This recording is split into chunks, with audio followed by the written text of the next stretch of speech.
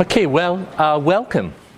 You're in the machine learning class, which is 10601. And there are a couple different machine learning classes this semester. So if you think you should be in a different machine learning class and you accidentally came to the wrong one, my feelings won't be hurt, but this is the one we're in right now. My name is Tom Mitchell. I'm one of two professors who are going to be team teaching the course. The other is Nina Balkin, and I'll introduce her and the other TAs in a moment. But I wanted to just start by welcoming you and saying a few things about machine learning. And if I can, I have a new laptop computer, and I'm still debugging my own skills for using it. So every once in a while, you'll see odd things happen on the screen. So like this, what's this about? It's not even on my screen, but that's okay. So machine learning is a subject close to my own heart. It's about the question of how do we build computer programs that automatically improve what they're doing through some kind of experience. So to have a well-defined problem in machine learning, I'd say we need to have three things specified. We need to have some performance task that the computer is performing, and some metric for what it means to do that better or worse, and then some kind of experience from which the program can train. So for example, you're very familiar with spam filters, and you're probably aware that spam filters are trained using machine learning. So if we took that as an example, we'd say the task is to take an arbitrary email as input and produce a label spam or not. That's the task. The performance metric we would like to optimize, I could make up several random spam filter programs, but there's some performance metric that, for example, you know what your own spam filter, your own notion of spam is. And so there's some, if you were, for example, to label a set of emails as ones that you consider to be spam or not, then we could say our performance metric we might use to make a well-defined learning problem is to match as closely as possible the labels that you've assigned to the emails. That is for the program to learn to match as closely as possible your own labels. So that would be a performance metric. And the type of experience, well, it could be just what we said. It could be the experience the program's going to learn from is a set of labeled emails. This one's spam, this one's not spam, here's another spam. And so there's an example of a well-defined machine learning problem. We can make another one, also with spam. We could say, for example, we could change the performance metric. Maybe you don't really want to minimize the number of errors the spam filter makes compared to your gold standard. Maybe you actually are more worried about losing a good email into your spam folder than you are about accidentally looking at what is actually spam. So you might actually have a slightly different performance metric that you'd like to optimize that gives a bigger penalty if the program accidentally labels non-spam as spam than if it does it the other way around. So that would give you a different, again, well-defined problem. We also could change the experience. So for example, so far we're talking about training a spam filter by giving examples of emails with labels, spam not. Some computer programs, and we'll learn about them this semester, can also take unlabeled examples, unlabeled emails, as additional data, and there are algorithms that can perform better, learning algorithms that can learn better if they're given both those labeled examples and a whole bunch of unlabeled email, which seems kind of like magic. But by the end of the semester, you'll understand what's the principle underlying that, and in fact, what kinds of situations, what kind of formal structure a problem could have that makes unlabeled data be actually useful for training a spam filter. And spam actually is an example of a problem that has the structure that makes unlabeled data useful.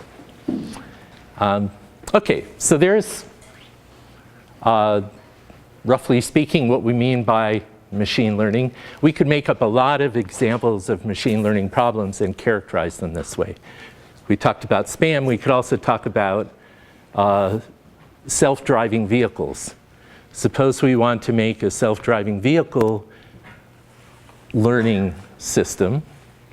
It's going to, for example, learn, given the camera and other sensor input, it's going to learn what direction to steer and whether to step on the brake. So that'd be another function, actually.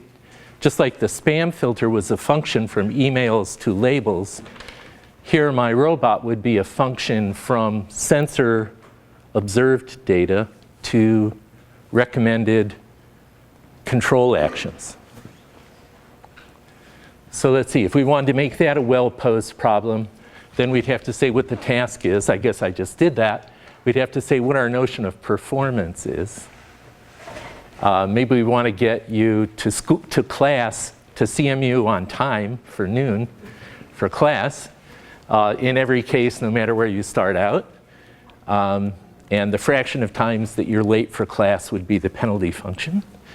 And what kind of experience? Well, again, we could do that several ways, but the most supervised kind of experience you could imagine would be if we trained the car by actually driving it and letting it observe our own steering and brake commands while it was also perceiving the sensory input. And that way it could construct a large set of labeled examples of here's what my sensory data is, and in this case the person, the trainer, did this steering command and this brake action. You get a large set of that. In fact, if you're training a car, I recommend that kind of training instead of, say, letting it drive randomly and crash into things. But you could imagine, again, there are different variants on how we could set that up. Okay, so that's machine learning in a nutshell. It's about how do we build computer programs that perform some task and improve their performance in some well-defined metric according to some type of experience. So during the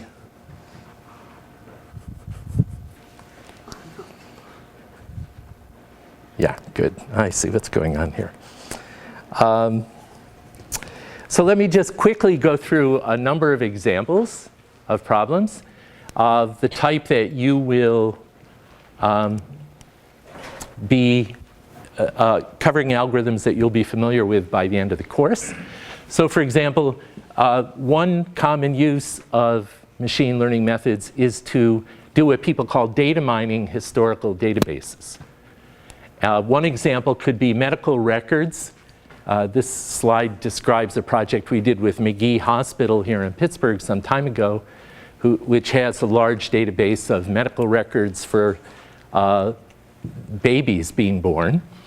And from that historical record, they have many examples of the medical state of the mother during the 9 months leading up to the birth, and then an indicator about the birth. And they were interested, for example, in whether the birth would happen as a normal birth or as a birth that requires surgery, called a cesarean section. And so this slide just shows an example of using machine learning to learn rules that characterize, in this case, if you're a prospective mother and happen to have these 3 symptoms, then your chance of having a surgical birth instead of a natural birth is 63%, at least in their database. So this is an example of mining historical data, structured data in this case, structured in the sense that the data is described by a set of fields with values, unlike, say, images or sounds, which I would we'll refer to as unstructured data. And this is just one of thousands of examples I could have shown you of mining historical databases. So another very common example you might be familiar with is when you swipe your credit card to buy something in the store, and the computer decides whether to approve or not approve your purchase. That's because there's a very sophisticated strategy that's being automatically applied to the data about your particular swiping of the credit card. And that strategy is the result of a machine learning algorithm running on a historical data set of millions of credit card transactions. Some of them turned out to be labeled as, eventually as fraud, others being labeled as legitimate purchases. And again, there's a wonderful and very practically valuable machine learning problem, almost isomorphic to this one, if you think of them both as just examples of historical records of data labeled in some way where we would like in the future to be able to take a new record and predict those labels. Okay. In addition to structured data, we're going to be looking at unstructured data like text. Here's an email that happened to show up yesterday as I was preparing this lecture, very entertaining email. My spam filter correctly labeled this one as spam. But if you think about it, to write a computer program to analyze text data requires a different kind of representation than more structured data. And we'll be looking at that. Also at images. Many of you have now phones that take pictures. You might have noticed, at least on my phone, when if I were to take a picture of this class, we could, I should do that. You put little boxes around all your faces. That's because cameras today can actually find faces automatically in the images.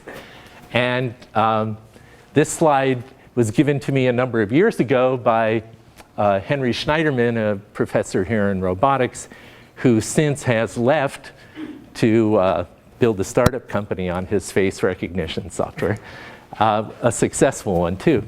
But it's just an example of another machine learning task where, in this case, we're trying to learn a function where the input is an image and maybe even a region in the image, and the output is a label, face or not face. Maybe even a couple of different labels, face, not face, or a face looking straight at you versus a face looking to the left.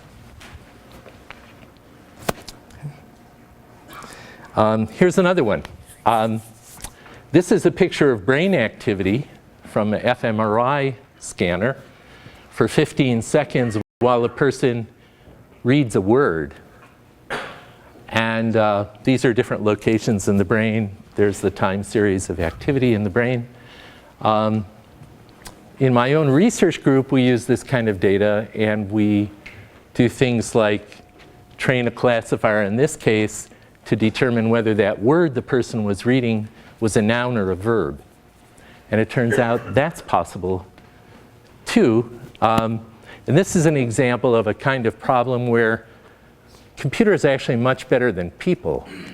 So I've tried to look at these things and see if I could train myself to distinguish whether somebody was reading a noun or a verb, and I cannot do it. But my program is much more competent than I am after it trains on the data. I'm going to skip that one. Okay, so the bottom line is there are a lot of practical applications of machine learning. In this course, we're going to cover examples drawn from this. There are also a lot of different machine learning algorithms that have been developed, largely driven by people's interest in solving these practical problems. And you're going to learn these algorithms as well. In addition, you're going to learn not just about the applications and the practical algorithms, but something about the underlying theory. One of the most, I think, interesting sets of theoretical questions in computer science are really about questions about learning. So if you think about it, one of the most interesting questions that I can ask, in my opinion, is if I have some learning system, maybe it's a computer, maybe it's your brain, is there anything fundamental that relates the success of the learning strategy to properties of the training data that I present? Is there something, a way we can formalize that question and turn it into something about which we can prove things? And the answer is yes.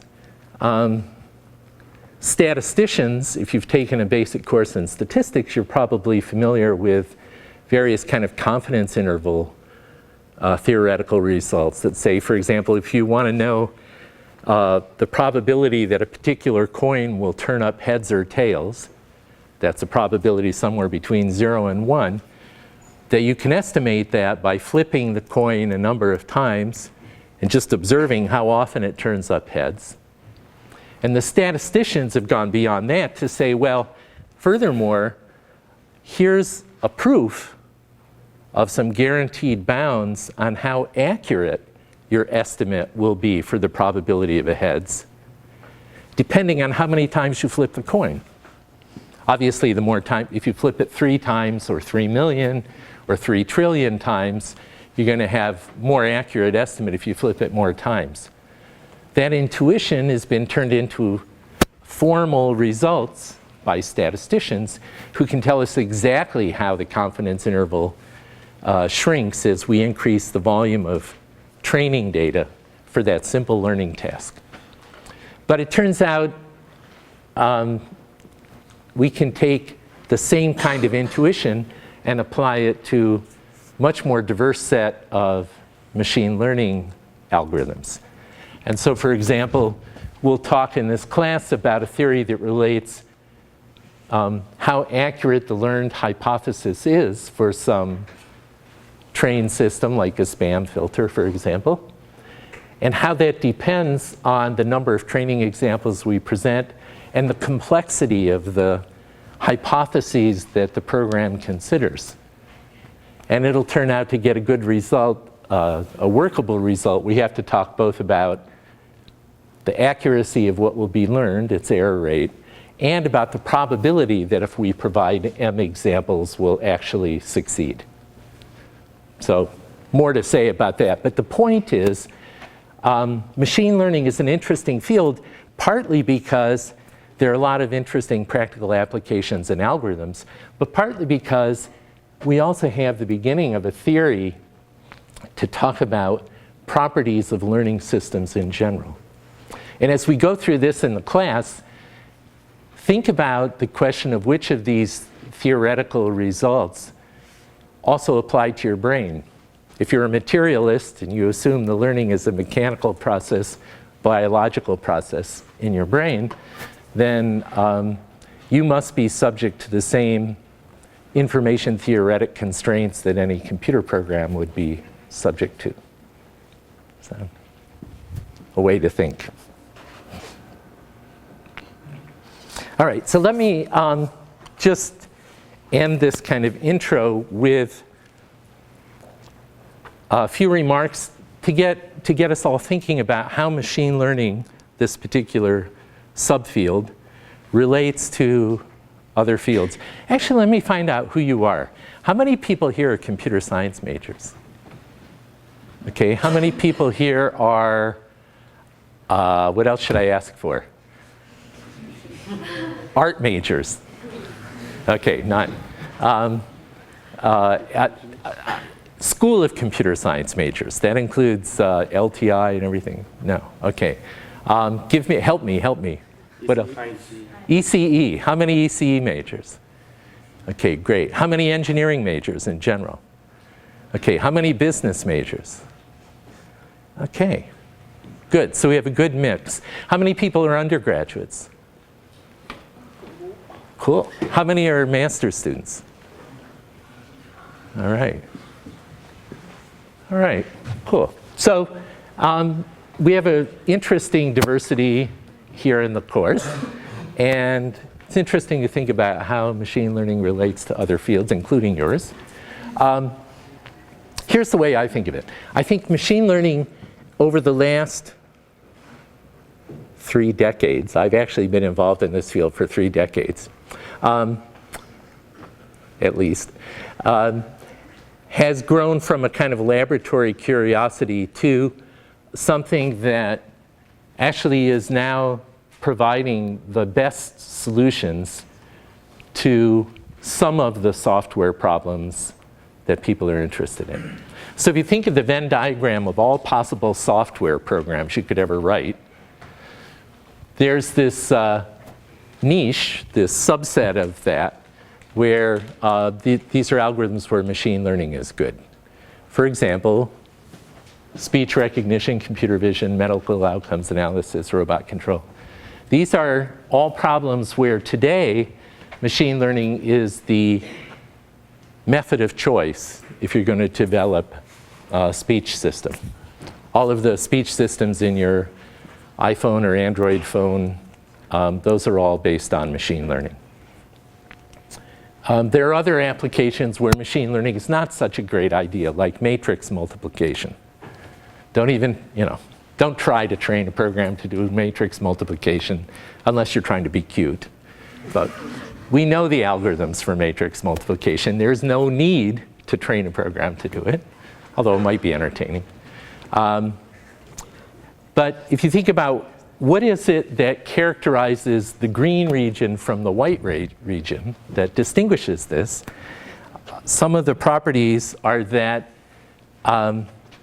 these are applications where we have a hard time writing the programs by hand. It's hard to write a speech recognition program because we, as people, even though we can hear just fine and understand speech just fine, we actually have a lot of trouble figuring out what algorithm our brains are using to do that. Similarly, even though you could recognize me here in front of the room from the visual input you're getting, you'd have a hard time writing a computer program to recognize whether I'm the person standing here, even though you can do it. So there are a lot of things that we're good at doing for which we're not good at writing down the algorithm for it. And as computer science has evolved, more and more of those kind of problems arise, partly because we have a lot more online data and different kinds of sensor data these days. And partly because we like self-customizing software. For example, your spam filter probably has a different notion of spam than my spam filter. And that's good, because you probably have a different notion of spam than I do. And so if you think about that, or a speech recognition system, many speech recognition systems, when you use them, customize to your voice as well. And so those spam filters and speech recognition are both examples of a system that's trained once in the factory, but then once we buy it, millions of us have our own copies, it customizes to our own individual use. And the only way you're going to get it to customize is to have it improve its performance at some metric through some kind of experience. That's what it means to customize. So these are kind of reasons why I think this region is growing. All right, so let me end there for a moment. Machine learning also has interesting overlaps with all kinds of other similar fields. And what I'd like to do is maybe just ask, are there any comments, questions, thoughts about all this? I know it's kind of at a high level, but. So yeah. I have a comment on matrix multiplication. So the algorithm is actually known, but there are a number of parameters that can be optimized, like the block size and the other parameters. And actually, I have now a paper in my laptop called Optimizing Matrix Multiplication with a Classifier Learning System. Okay. If you didn't hear this, Ahmed just said he's got a paper that he just looked up, and the title is Optimizing Matrix Multiplication through A classifier learning system. A classifier learning system. So I've been proven wrong already about the matrix multiplication. And the reason that's interesting is that it's about optimizing the matrix multiplication efficiency, and that there are different structures of different matrices that allow different choices that will influence the efficiency. So I was mistaken when I said, don't even waste your time unless you're trying to be cute. Well, I should have said cute or efficient. There is actually a whole field called self-adapting algorithms. You can apply to sorting, to matrix multiplication, and so on. So if you're going to do the same, if you're going to do matrix multiplication or sorting over the same type of data over and over again, you can learn from the past somehow the right structures in order to be much faster in a new example from the same task. Cool. So the comment here was there's actually a whole field called self-adapting algorithms that of which this is an instance. So I've been proven generally wrong, not just wrong. All right. So that was, see, I learned something in class today. That's good. So let me summarize then. Here's, if you're wondering, should I hang in there on this class? The answer is something like, it depends on what you want to learn, but if you're in this class, here's what you're going to learn. The primary algorithms, how to use them on data. We're going to give some programming assignments where you'll get to use different types of data. You'll also do a project, and you'll learn something about the underlying statistical computational theory as well. And my goal, our goal, is that by the end of the semester, you should be conversant enough with machine learning and understand the basic ideas well enough that you could pick up, say, the papers in the International Conference on Machine Learning and read those and understand them. Okay. All right, so let me say a few words about course logistics and introduce our team. Here's our team. The most important thing about this slide is that it has the name of our class website. The class website will have copies of these slides too. So there's a little bit of a, you've got to write down something. After that, it's all online. So you could write down the URL for the website.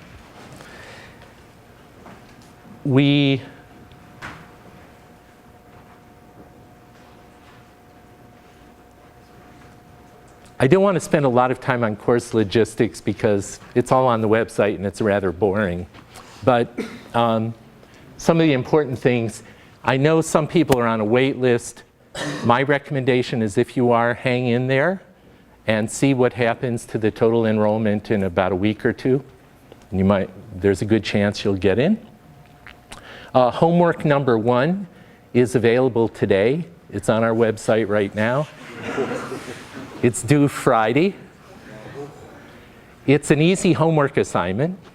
And unlike most of the homework assignments, you're completely welcome to collaborate with anybody on any of the answers to any of the questions. Homework number 1 is the following thing.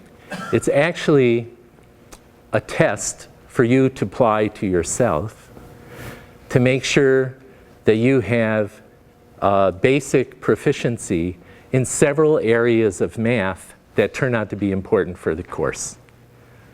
So for example, there's a question on there that asks you to take the derivative of a function.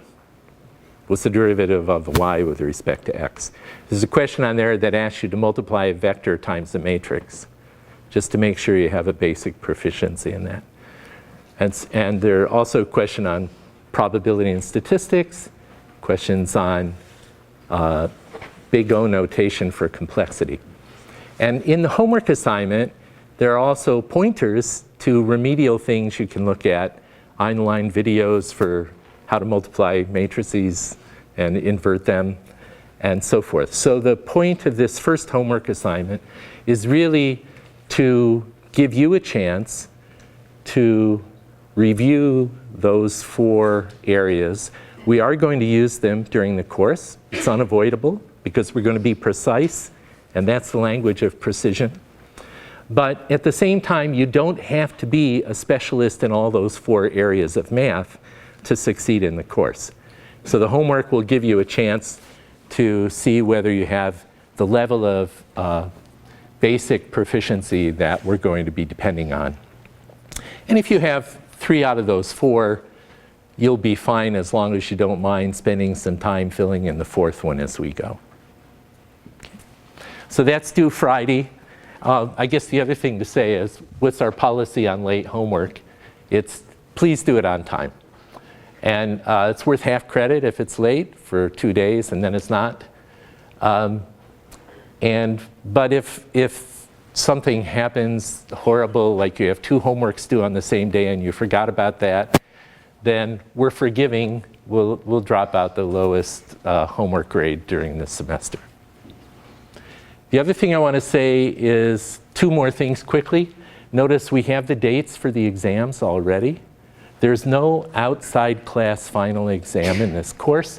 We'll have 2 exams on these 2 dates. This is the final day of class.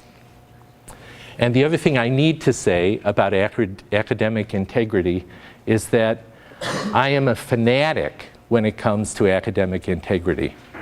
You will fail the course if you cheat. At least fail the course. And if I can impose a heavier penalty, I will. People are often confused by that, because they think, Tom seems like such a nice guy. I am a nice guy. But I expect you to be a nice guy, too. All right, so now let me introduce my fellow instructors. And Nina, do you want to? All right, so I'm Maria Florina Balcan, and I'm course me Nina. And as Tom mentioned, I'll be co-teaching the course with him. I guess Tom asked me to mention a couple of words about me. So my main research interests are in machine learning and theoretical computer science.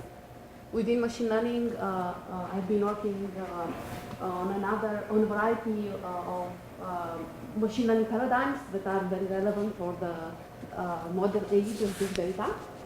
This includes interactive learning, where the learning algorithm takes a much more active role compared to the classic paradigm, supervised learning paradigm, and it does so in order to minimize the need of expert or human intervention. Okay, another topic that I've been working on in the past couple of years is distributed learning, where now learning is done over massive data sets that are distributed across multiple servers or locations.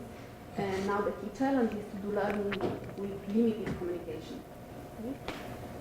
And I'm interested in other topics such as multi-class learning, lifelong learning, and so on. And in all these cases, my main focus has been on providing algorithms with provable guarantees and also formal models in order to help us reason about how to most effectively utilize the available resources in all these areas.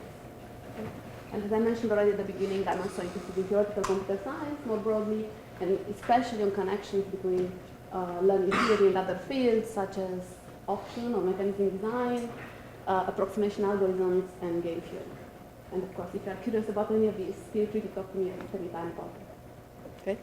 And our Next, Travis. my student, my PhD student, awesome PhD student. So I'm one of Nina's first-year PhD students. I'm really excited to take the course. I think it's going to be a lot of fun. But just to give you an idea of the kind of thing I'm working on now, I guess Tom already mentioned classification problems. And there your data is broken into 2 pieces. You have some raw observations about the world, and then some labels that tell you something about those observations. And typically when you're collecting the data to train your machine learning algorithm, usually the unlabeled data is more, it's cheaper to collect. And the labels cost more because you have to get the person to label the data or launch an experiment. So it'd be really good if you could have learning algorithms that work with mostly unlabeled data. And so what I'm working on is trying to take advantage of certain geometric relationships between the different labels or concepts that you're trying to learn. And if you have them, then trying to design algorithms that can learn from mostly unlabeled data. So it's mostly theoretical, and it's part of this like active learning, semi-supervised learning research.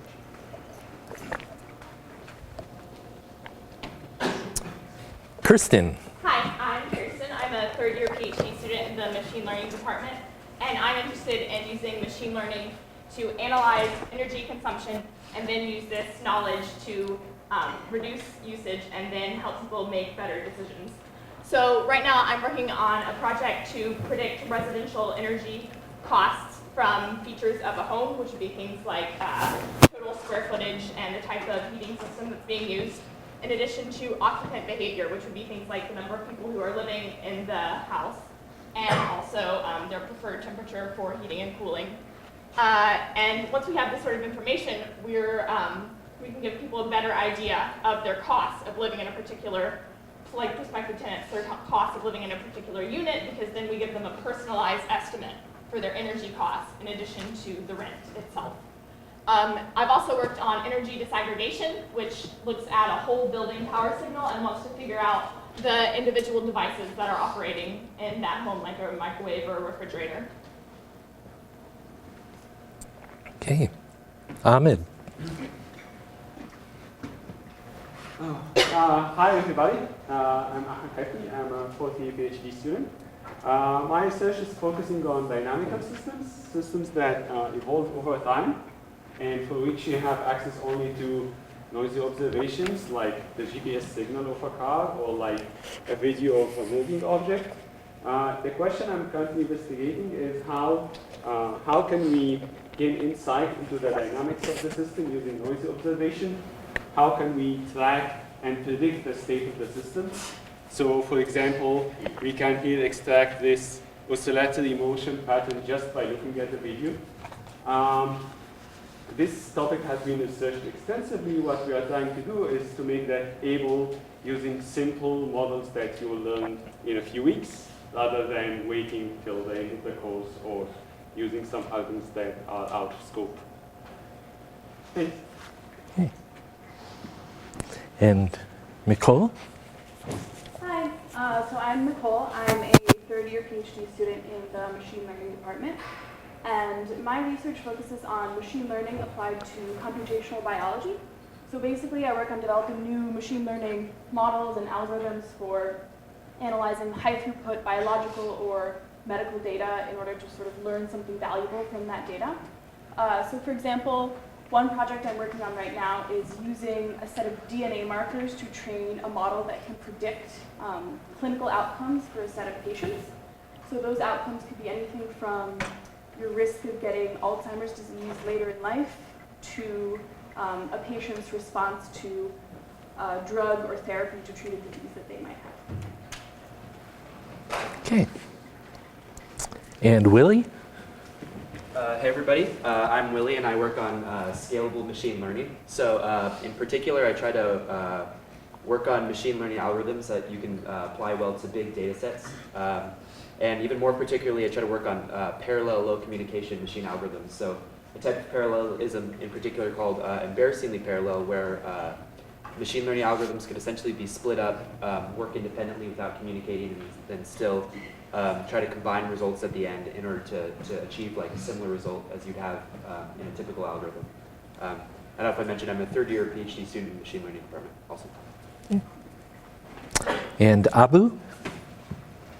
Hey, my name is Abu. I'm a second-year PhD student in machine learning. I work with Tom, and I'm working on a project called NEL, which Tom will probably tell you more about. Basically, I'm interested in trying to convert or understand English language text or any kind of language text, and convert it from a unstructured form like sentences into formal semantic form that can be understood by a computer, and more processing can be done by that. In this case, you can see that knowing something about the world, like forks are made of metal or vanilla is food, can tell you what relation it has with the cake and eating in these two specific sentences. So. Okay. Oops. I get to go too. So I'm Tom Mitchell, and I've already said that, but I want to tell you that one of the projects I'm involved in is an attempt to ask, what would it be like to build a program that we raise over years and learns many things? So it's a kind of, you might call it never-ending learning system. Instead of training it and then turning it off, we let it go. So we're working on, with Abu and a number of other collaborators, such a program. We call it our never-ending language learner, NEL for short. And the cool thing about Nell is it turns out today is Nell's 5th birthday. It turns out we turned it on January 12th, 2010, and it now has 90 million beliefs like these, which it has read from the web, and by some measures of performance, it's improving.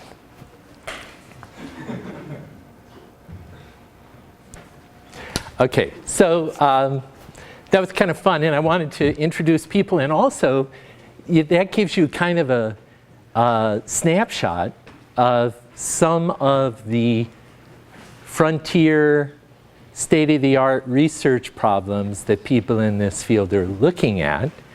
You can feel free to talk with any of us about any of those problems throughout the semester, and we'll try on our part to build homework assignments and project opportunities that leverage from some of these problems and some of these data sets too, so that you'll have a chance to look not only at the traditional machine learning stuff, but also some of the cutting edge things.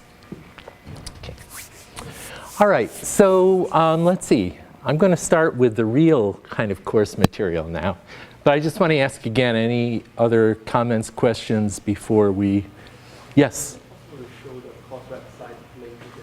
Sorry? The course website link again. Good call. Let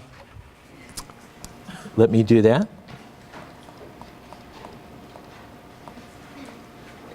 There it is.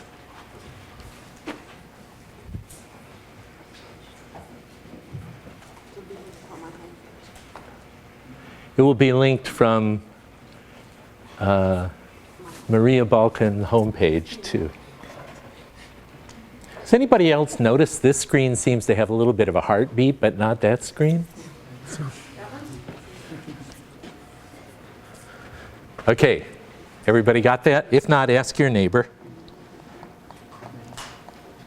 Because it's time to get down to function approximation and decision tree learning. So this is the first algorithm that we're going to talk about. And I like it because it works. It's in commercial use. It's a real algorithm. And it illustrates a whole bunch of points that we're going to kind of revisit over and over through the semester in different ways about how to organize a learning system. So let's talk about function approximation. So at the beginning, the first slide, I said, well, learning is about improving your performance at some task through some kind of experience. But then if you listen carefully at the examples that I gave, most of those were really about where the task was some function from some x to some y. And much of machine learning, like I would say 90% of the papers in machine learning are really about function approximation. What do I mean by that? Here's what I mean precisely. I mean, we have some unknown target function that we want to learn we want our program to learn. And that's a function from some set x to some set y. For example, x might be the set of emails, and y might be a 0, 1 indicating spam or not. And we just want to know what the function is. And so the problem setting is that we have some set of instances. We have some set of labels, y also I should say. And then there's some unknown to the program, correct function. And the program itself has inside of it some way of representing functions, some way of representing spam filters. And that's up to you if you're designing the learning algorithm, how you're going to have it do that. But one way or another, if it's going to output a function, then it's going to have internally some way of representing those functions. And so it's useful to think of the problem setting as including that the learning system has some set of hypotheses, some functions, some set of functions, each of which maps from x to y. And in some sense, its job is to create the best function, the one that actually matches f, the unknown target function. So to do that, it gets some inputs, which are, in the case of supervised function approximation, are a set of pairs of here's an input to the function and the output of the function. So for example, here's an email and this one's spam. Here's another email and this one's not spam. Here's another one, it's not spam. A set of those examples of that function. And its job is to output some hypothesis that's within its repertoire, within its representation, that best approximates that target function f, which we never told it what it was. All we did was we showed it examples of the input and output. Okay? So this is, actually I probably should call this supervised function approximation. Supervised in the sense that our training data here is all supervised labeled data. For every email that we give it a label, spam or not. Okay, so very simple notion, but much of what we're going to cover in this course are really algorithms for doing this. From deep networks to Bayesian classifiers to logistic regression to decision trees. Okay, so to ground this, let's say the world's simplest data set here. Suppose I have a set of training examples. Each row in this table is a training example. Each row describes some day by a number of features. Most of those are weather related, and then this last one tells whether my friend plays tennis on that day or not. And so in the spirit of learning to customize individual recommendations, we might want to train a system to know what kind of day my friend is likely to want to play tennis on. So let's take that as a very simple example of training data for which we could train a supervised learning system. And let's use this to ground our discussion of decision trees in particular. Okay, so decision trees. Many of you might be familiar with decision trees already, but let's see what they are. Here's a decision tree for that function that maps from those weather features to to predict whether a person plays tennis or not. And this decision tree here, you interpret it in the following way.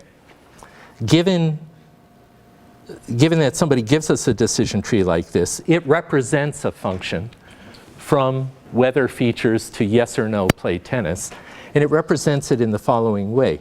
Given any example, like suppose we have an example where the output, or the outlook is sunny. Oh no.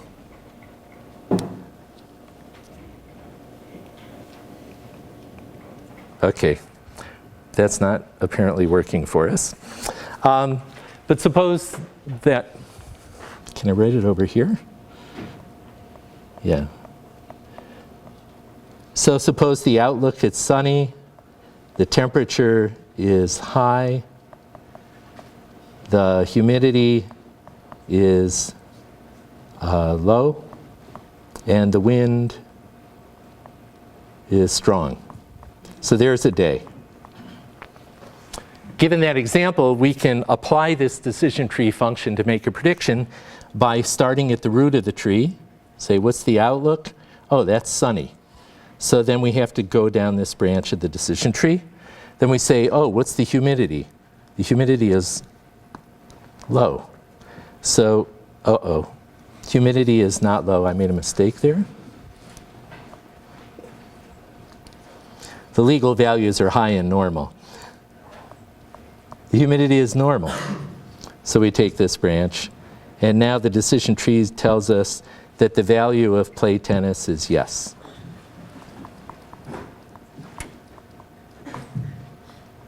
Okay, so decision tree, simply a way of taking an example, you sort it down to the leaf node that it belongs to, that tells you the value of the function. Simple idea. Each internal node is a test on some discrete valued attribute. In our case, outlook, temperature, humidity, wind. Each branch out of a node selects one of the values for that attribute, and then each leaf node tells us the prediction, the output of the function. And later on, we'll talk about making those probabilistic outputs. It's an easy extension. Okay, so there's decision trees. So now we can go back to our general function approximation problem. We can see that we can instantiate it for decision tree learning problem in the following way. We said we'd have a set of instances, x. Well, in this case, if we're going to use decision trees, then each of those instances has to actually be a feature vector. And furthermore, like humidity, wind, outlook, temperature, for example, in our case. And in this case, the target function, we need a value, for if it's a decision tree, then y has to be discrete valued.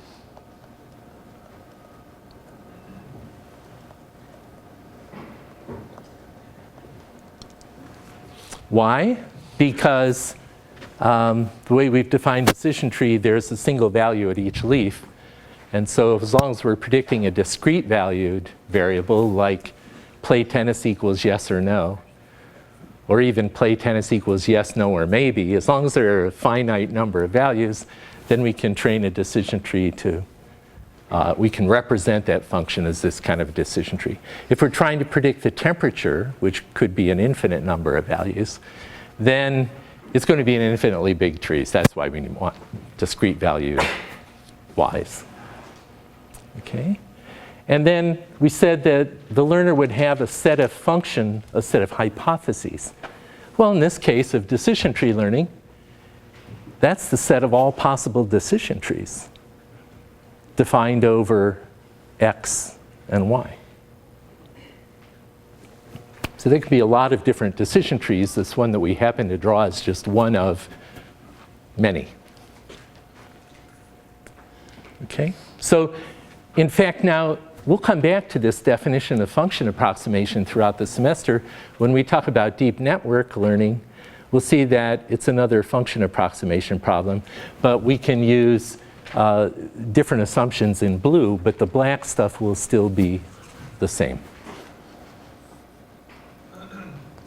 Okay, and again, then we train our decision tree learner by giving it a set of examples like those ones that we saw in that simple data table.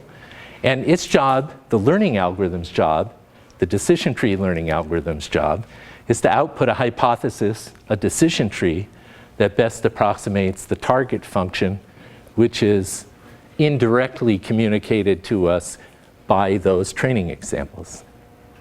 Yes? In the previous example, how do we know that the outlook is a parent node, and based upon that we classify wind and the other factors? How did we know what? How did we know that the outlook is a parent node, and based on that we classified other? Oh, in this, how did we know that outlook was the right node? We're going to talk about the learning algorithm. That was just an example tree. But this does turn out to be the tree that our learning algorithm will produce for those examples we looked at. But the question, if you didn't hear it in the back, was how do we know that this is the right tree? And let's talk about that now. What is a decision tree learning algorithm? Okay. Maybe before we get to the algorithm, let's just make sure we're all on board with decision tree notation. So here's a question. Suppose that my examples are a set of Boolean valued features. Like we had humidity and temperature and wind and so forth. They were all discrete valued. Suppose they're Boolean valued. They only have 2 values each. Then, just to make sure we're all on the same page, here's the function. Suppose my actual target function is that y is x2 and x5. These are Boolean valued x's, so they can be 1 or 0. And so x2 times x5 is the same as the and of x2 and x5. So I want y to be true if x2 is true and x5 is true. So how would we represent that simple Boolean function? Can we represent it as a decision tree? Yeah. Okay, good. So this is an easy one. We could, for example, put x2 here at the root node, and x2, of course, can be 1 or 0. If it's 1, then we could test x5, and if it's also 1, then we want to output y equals 1. Okay, and on the other hand, if x2 equals 0, then we can just stop there and just output that y equals 0. And if x5 equals 0, we can also output that y equals 0. So this function is perfectly represented by that simple decision tree. Right? So all I did was look at the fact that it can only be, y can only be 1 if x2 and x5 are 1. So I built this chain where x2 is 1 and x5 is 1, and now I output a 1. In every other alternative, I output a 0. Okay? And similarly, how would I do this one? Well, let's do it similarly. Let's put x2 here. There are only 2 possibilities. It could be 1, could be 0. If it's 1 and we test x5, and oh, if it's 1, it doesn't matter what x5 is, does it? Good. So I don't even have to test x5. I can just stop there. If x2 is 1, I'm going to output a 1. On the other hand, if x2 is 0, then it's worth looking at x5. And if it happens to be a 1, then I can output a 1. If it happens to be a 0, then I better output a 0. Okay? So you see I can represent conjunctions and disjunctions and even more complicated Boolean functions. You can try this one at home. Now here's a question. Can you represent arbitrary Boolean functions with decision trees, or only some Boolean functions?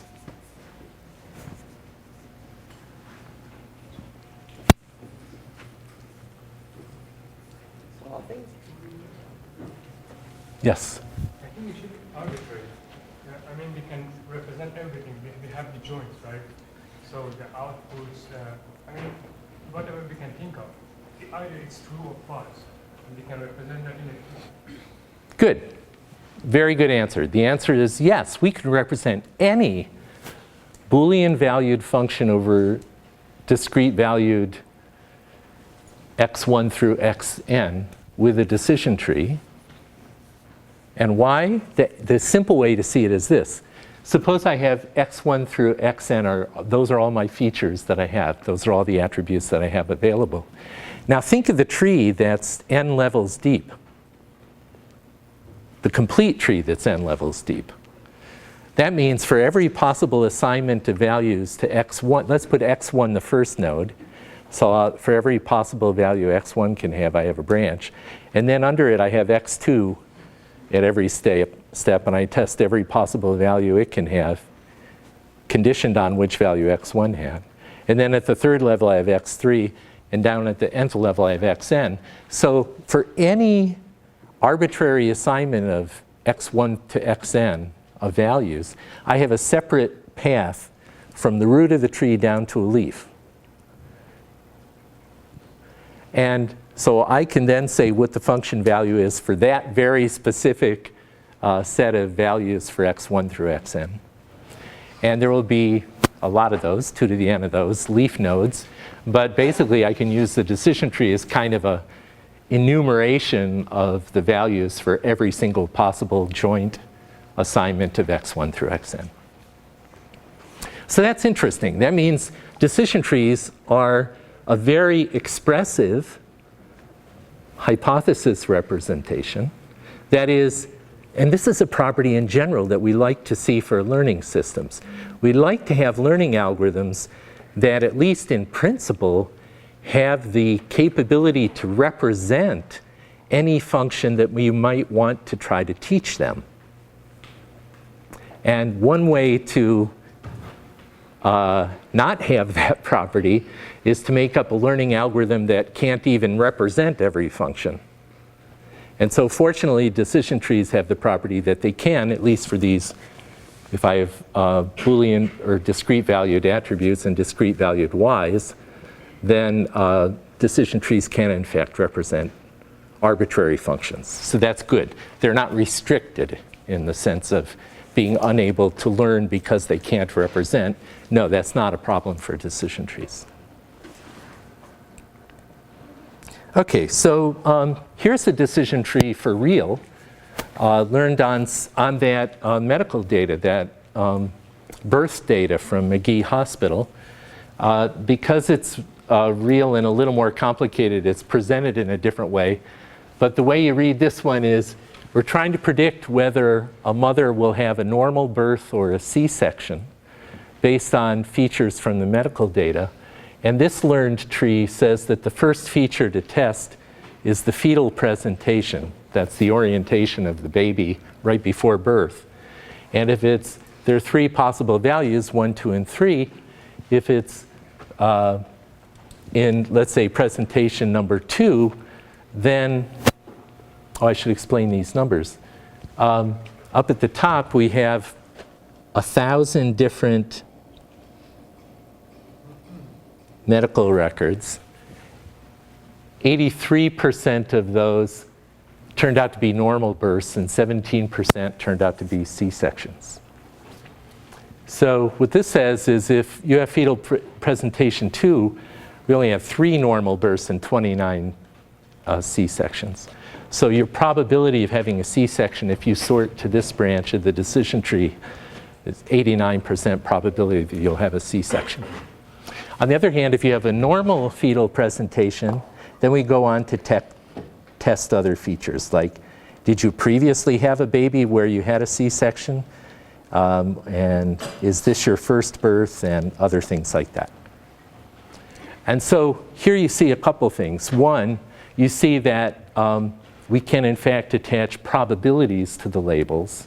So if we think of this discrete valued label as C-section or normal, here we're saying, well,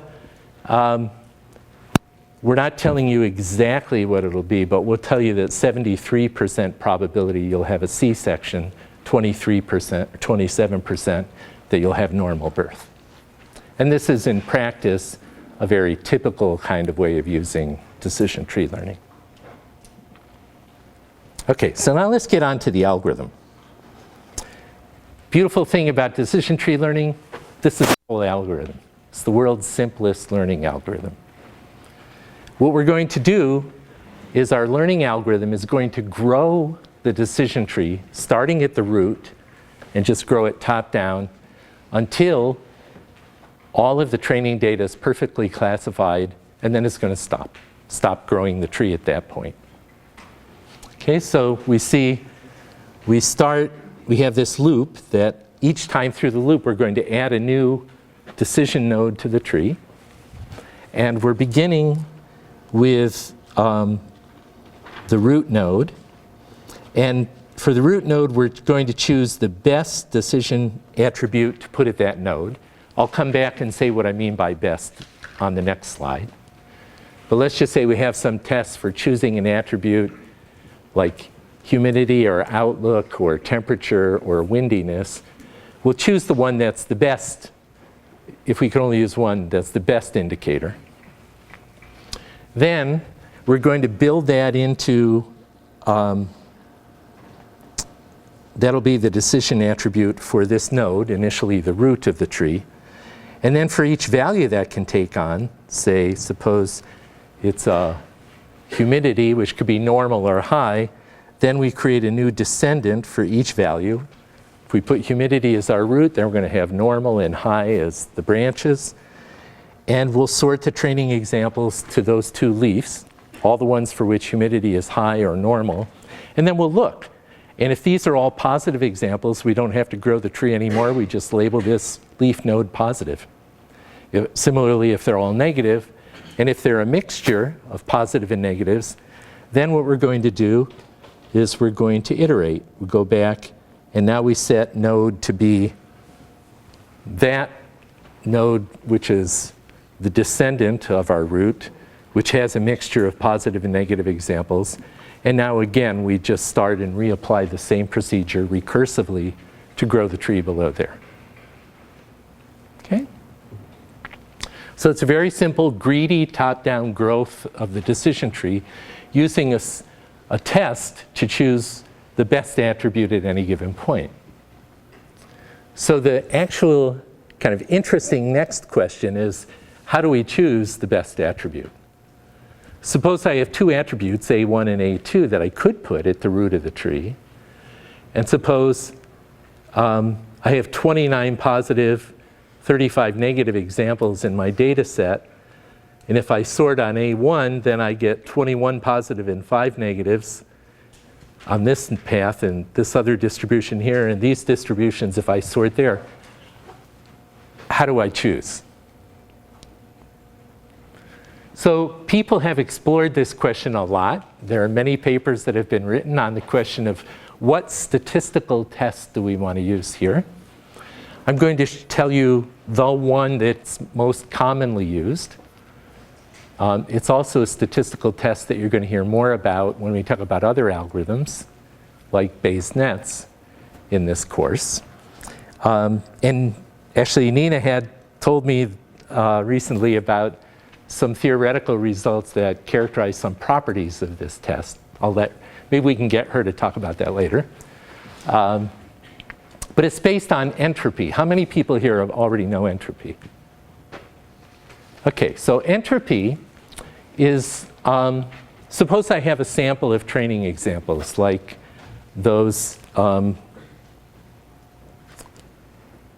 data for which play tennis is either yes or no.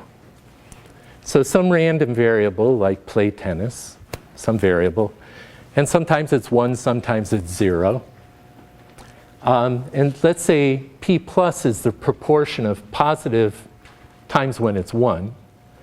P minus is the proportion of times when it's 0, negative. Entropy measures how impure that set is. In other words, if it's all ones, if I have a sample of 10, I guess we had 14 examples in our data set. If I have 14 examples and they're all positive, the entropy is actually 0. Or if they're all negative, the entropy is 0.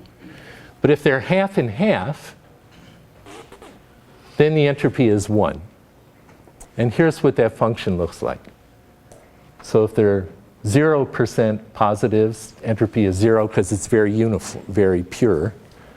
Or if they're all 1. But if it's somewhere intermediate, then the entropy is non-zero. Entropy is an interesting quantity for a number of reasons. Here's the definition of it. H is entropy. If I have some random variable x, which in our case is that thing we're trying to predict, play tennis, is it yes or no? The entropy is just defined as minus the sum over all the possible values that play tennis can take on, 0 or 1, the probability that it does take that on times minus the probability that it takes that on times the log base 2 of that. Seems like an odd quantity, but it turns out one reason it's an interesting quantity defined that way is that the entropy is actually the expected number of bits we need to encode a randomly drawn value of x under the most efficient code. This is a very old and fundamental result from information theory. But basically what that means is, suppose that I have a pool of examples where play tennis can be 1 or 0. And you're on the other side of the room. and I want to encode in the fewest number of bits when I draw randomly from this pool and look at the value of play tennis, I want to now communicate to you is that value 1 or 0. And let's assume you and I both know what the pool of data is. We both know what the distribution of 1 and 0s is, but you don't know which one I've chosen. Now, obviously, you can see that if they're all 1s, and you and I both know that, it doesn't really matter which one I've chosen. And I don't even have to communicate with you what the label is. You'll know it. The entropy is 0. But if they're 50-50 1s and 0s, then when I pick one, I'm really going to have to use a bit to tell you whether I chose a 1 or a 0. Because you know they're 50-50, and you don't know which one I chose. Well, if it turns out if they're 90-10, and I'm going to communicate a number of things to you, then I can get away with fewer than 1 bit on average. And the entropy is actually the number of bits on average that I can get away with. Basic result from Claude Shannon. Okay, so that's one thing that's kind of interesting about entropy. It's not essential to decision tree learning, but it is a property of entropy. And so let's see how entropy is used as the basis for the statistical test for growing the decision tree. And the answer is that we're going to use a quantity which tells us how much the entropy is decreased if I now sort the data on attribute 1 versus attribute 2 versus attribute 3 versus attribute 4. And I can try sorting the data on each of the different attributes and see how much the entropy is reduced. And then I'll pick the one that reduces the entropy the most, because that's going to give me the most pure subsamples. Okay, so one way to say this precisely is we take our definition of entropy. I can also define the specific conditional entropy. That is, I have the entropy of some random variable x, like play tennis. But I could also condition on the value of another attribute, like humidity. What if the humidity is normal or high? Then, well, if the humidity is high, I can say the specific conditional entropy, given that humidity is high, is just the same quantity, but now I'm only looking at the subset of data where humidity really is high. And then I can talk about the conditional entropy is just the weighted average of these, weighted by how probable it is that humidity is high versus normal. So the conditional entropy of play tennis with respect to humidity is just the sum over all the values of humidity, of the probability that we'll actually get humidity being high or low, times the entropy that we get when it is. And this is the quantity that we get if we sort on y. And so the final thing we want is actually, we want to choose the attribute to put at the root of our decision tree that takes the original entropy and reduces it the most. So we can look at the difference between the original entropy and the conditional entropy once we sort on attribute y. That's also called the mutual information, sometimes the information gain, between the variables x and y. And we just want the one where this quantity is highest, which in our case turns out also just to be the attribute where we have the minimum conditional entropy, since h of x is the same in both cases. Okay, so when we put that together, we do it this way. So we go back to our data set again. Then we can say, how do we select the root attribute for our decision tree? Here's the full picture. Originally in that data set we looked at, there were 9 positive examples, 9 examples where play tennis equals 1, 5 where it equals 0. That gives us an entropy of 0.94. You can work out the arithmetic yourself. But if we sort on humidity, which can be high or normal, that gives us a pool of 3 positive, 4 negative, entropy 0.98, and a second pool of 6 positive, 1 negative, entropy 0.59. And the weighted average of these would be 7 out of 14 times this, plus 7 out of 14 times that. That'll be the conditional entropy conditioned on humidity,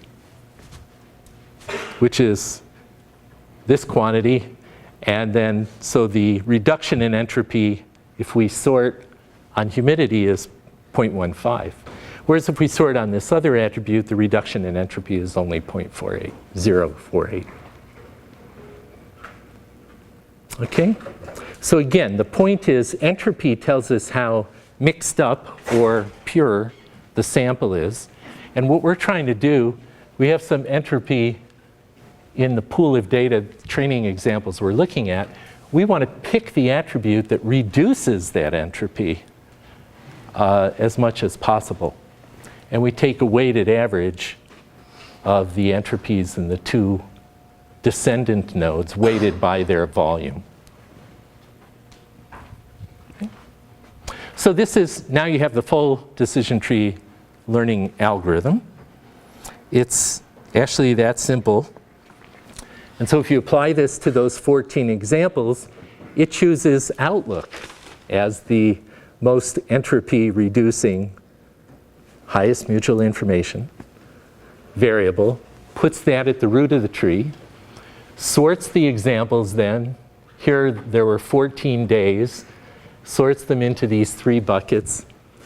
Then the algorithm notices that this pool of data is already uniform, has entropy 0.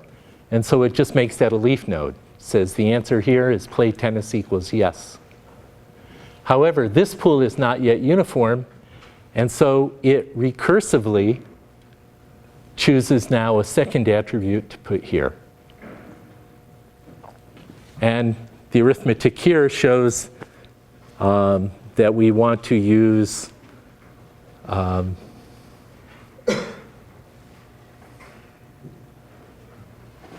something else.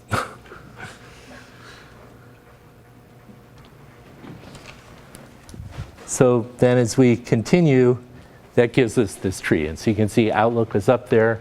We end up with these pools of examples that have uniform, either all positive or all negative examples. And as promised, the algorithm grows the tree top down with a simple idea that at every point in growing this tree, we want to pick the attribute that will best separate the positives from the negatives. We use mutual information as the test for that, based on this idea of entropy, picking the attribute that reduces the entropy the most.